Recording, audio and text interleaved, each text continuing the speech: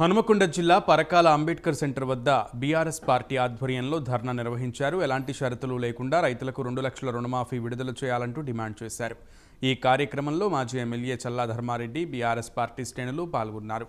40,000 కోట్లు ఏ విధంగా మాఫీ చేస్తారో చెప్పాలన్నారు. కాంగ్రెస్ పార్టీ ప్రజలను మోసం చేసి అధికారంలోకి వచ్చిందన్నారు. నెలాఖరులోగా రైతులకు రుణమాఫీ చేయాలని మాజీ ఎమ్మెల్యే చల్లా ధర్మారెడ్డి డిమాండ్ చేశారు. తప్పకుండా రుణమాఫీ ఇవి ముందుగానే చెప్పాలి కదా. ఎంపీ ఎలక్షన్ నాడన్నా ఆనాడు మోసపూరితమైన ముఖ్యమంత్రి అయినావు.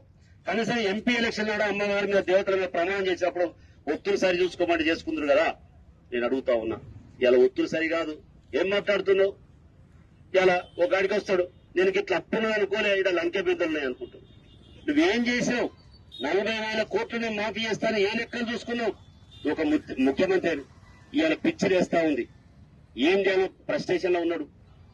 ఇట్లా రైతుల మీటింగ్ లేకపోతే కార్యకర్తల మీటింగ్ లేదా ప్రెస్ మీటింగ్ ఉన్నప్పుడు మాట్లాడాల్సిన మాటలు వినగాకపోయినా నేను వీడియో చూసిన చిన్న పిల్లలు 5వ తరగతి 6వ తరగతి చదివి పురాణం పెట్టుకొని పిల్లలను పెట్టుకొని నువ్వేం మాట్లాడుతున్నావా? పిల్లలకు నేర్పే భాష అది.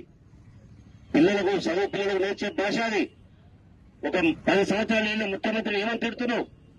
ఇలా ప్రపంచం మొత్తం భారతదేశం మొత్తం కేసీఆర్ గారిని మోడల్ గా తీసుకుంటా ఉంటే ఇలా నేను ఏమంటున్నా, నువ్వు పని చేసి చూపెట్టు.